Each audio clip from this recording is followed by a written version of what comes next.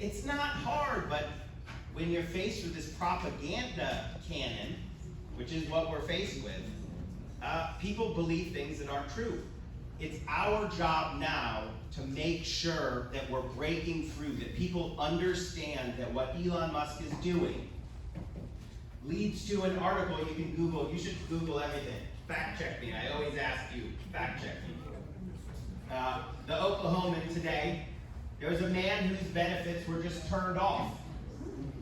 He's in a red state, he's a military family.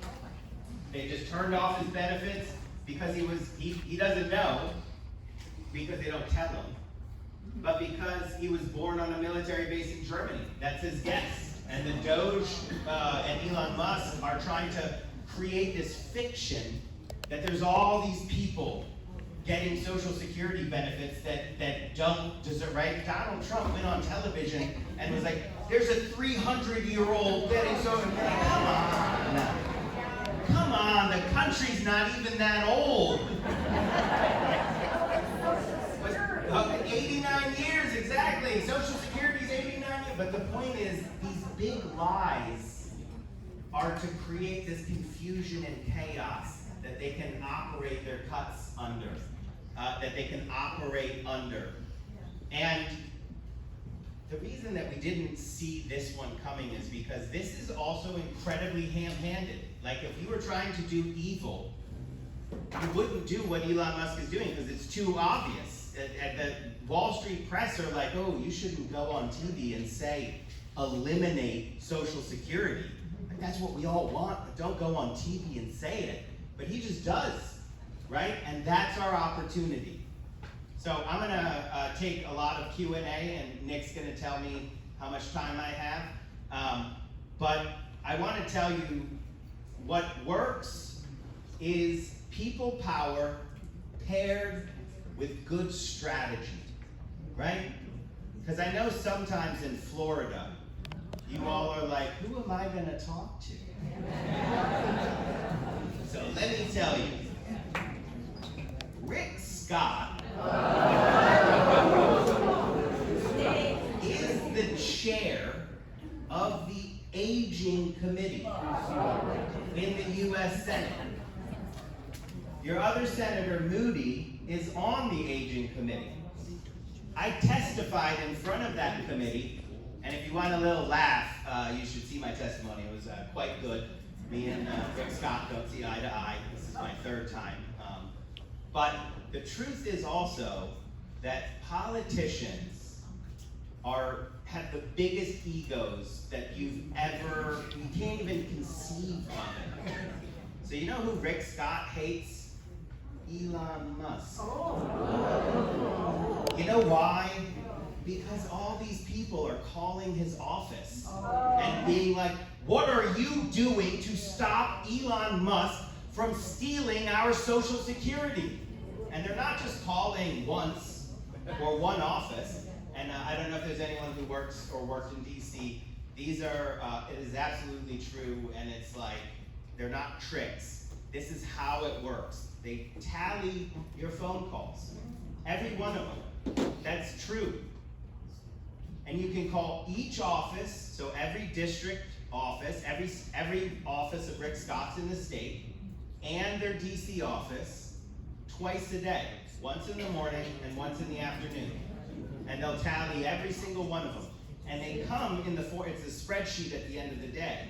And it's reported up from the LCs, the legislative correspondence, up the chain. And what happens is they start seeing just Social Security, good. Elon Musk, bad. Social rights, every day. It's just filled with social. And what are you going to do about it? It's literally your job as the chair of the Aging Committee, Rick Scott. What are you going to do about it? And then he stops answering his phone if anyone has been making the phone calls, right? Leave the messages. And then they turn off the messaging, right? And then call the media and be like, you know what is a story? Rick Scott is so afraid of our voices, his bosses. Who does Rick Scott, sir? Rick Scott in the villages, they named an industrial park after paper, and they're all for Trump and Rick Scott. So we're like nowhere. That's our problem here. Who do we ask? How come they haven't gotten rid of you yet, God forbid? That's what I want to know. Who do we ask? Who do we go to? I think that's a great question. The Orlando Sentinel is here, for example, would be one place.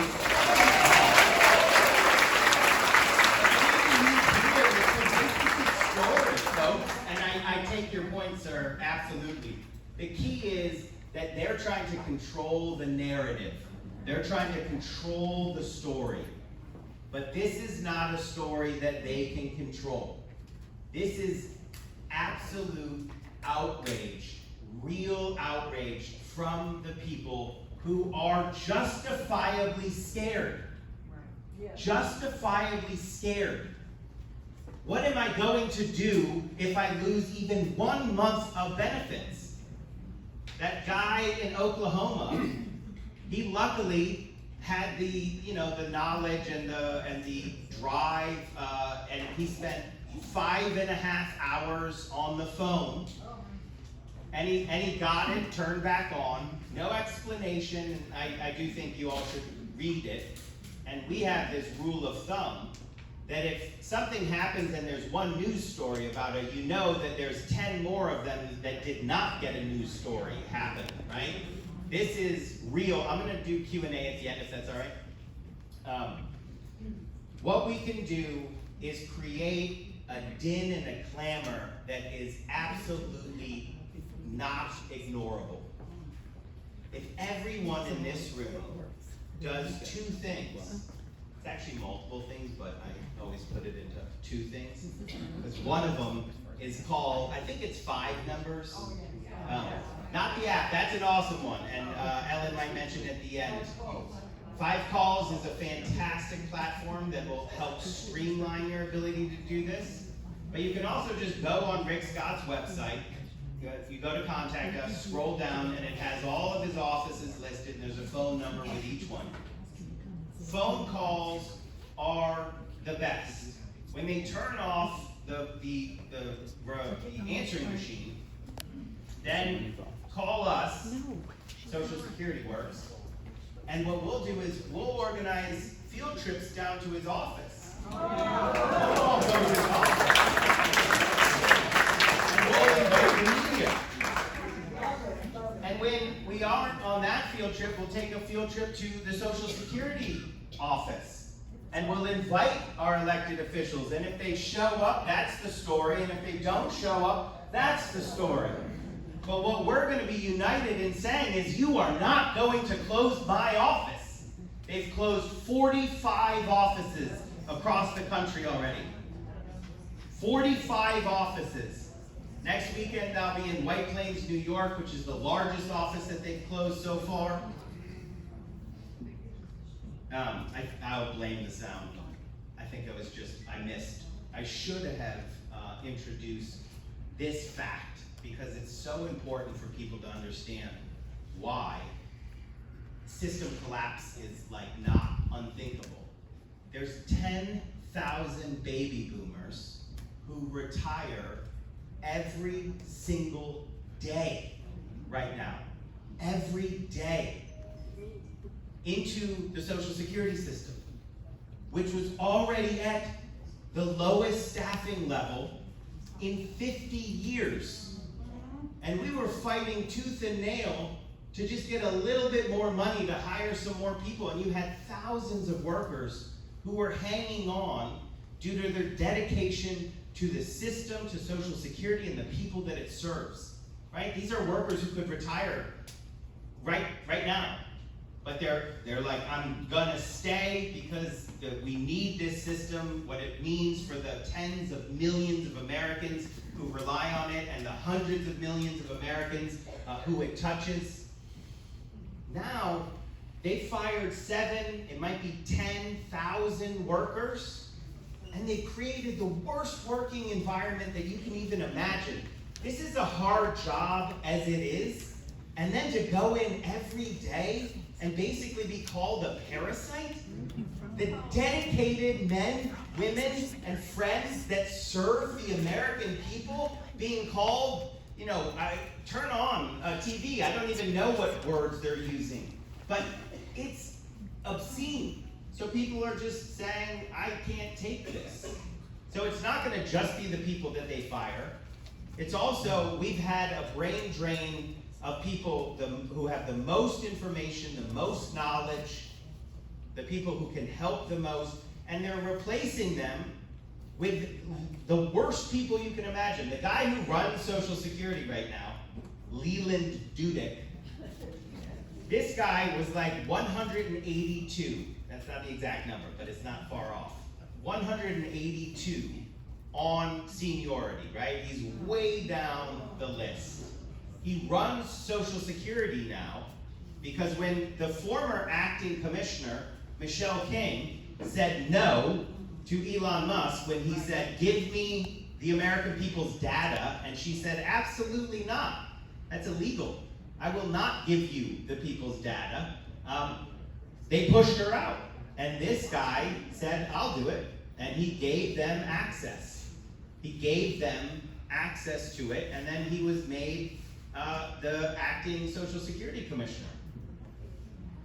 The dedicated men and women, our friends at the Social Security Administration, are fighting back. They're standing with us. We have rallies outside these offices. AFG is the union that represents them. They're with us at all of them. When we are having those events, the media show up and we put on the map this office, right? Your office. And we're saying, you're not going to close this office because we're watching. And it's not just the workers, but it is the workers. It's also us, the people, the beneficiaries, and we have allies, and the movement is building and growing. I've got friends here who we've organized events with who can tell you, how many people are showing up and how much media is happening at all of these events. That's what we're going to do. That's the hope that I want you to have, to really understand that Elon Musk doesn't know what he's messing with. He has no idea the ferocity that we will fight back to save our Social Security system. And he doesn't understand that we will work together because we understand that that's where our power comes from. Empathy isn't a weakness. Working together isn't a weakness. It's the most American thing that we have. The thing that we can do together, like Social Security, that's why we're not going to let them take it away from us. We're not going to let them take it away from us. I'm going to end this portion and go to a Q&A, but I want to leave one more fact, which is important, because I don't want people to be scared and feel like there's nothing they can do. Every congressional office has two parts to it.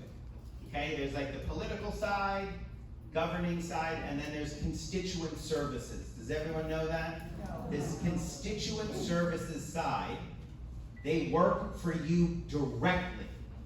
Directly work for you. Their job is to ensure that you get the federal benefits that you've earned. Okay? I want every one of you to call into the office, not to say, I want you to do those calls too. Another call is to say, I want the name and phone number of a constituent services representative because I am worried about my Social Security benefits not being there when they should. And if you see, so first, everyone should get a hard copy of what you're owed too.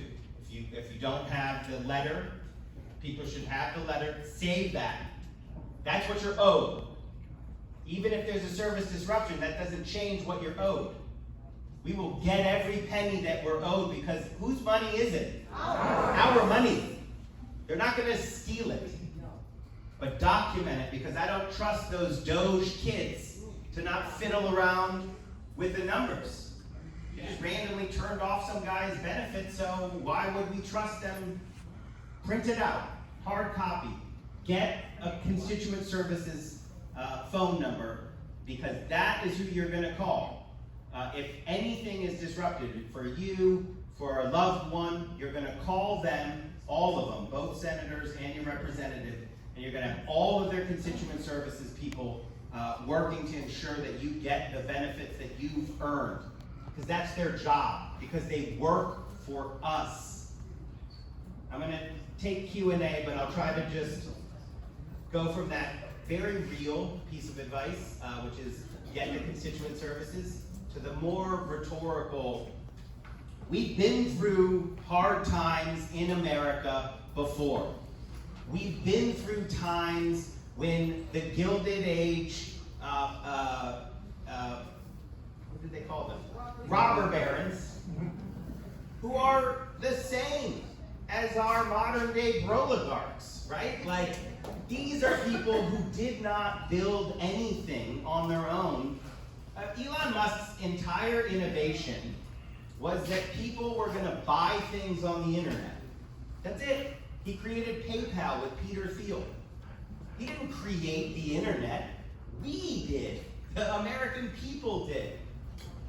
Robber barons didn't actually create anything. They were given the land to build the train tracks on and created great fortunes from it. And then they decide that they should have everything. They should have everything, and the rest of us should have nothing. And what do the people do when we're under attack by these oligarchs? We fight back. That's exactly right. It comes naturally to us. We're Americans. We're not about to just sit back and let some person reach their hand into our pockets and steal our money that we worked hard for. We are not the problem. We're not the problem. We've worked hard. We play by the rules. We pay into the system, knowing that it's going to be there for us when we need it. We're not the problems. They're the problem. We're not going to take it. And here's the important thing. When we stand together and raise our voices together, when millions of Americans raise their voices together, we cannot be ignored, and we will win. We will win. So again, look to your right, look to your left. Those are the people who are going to be standing with you when we send this South African billionaire packing from Washington, D.C. in disgrace and defeat for thinking that he had the right to steal our benefits. Thank you so much for listening.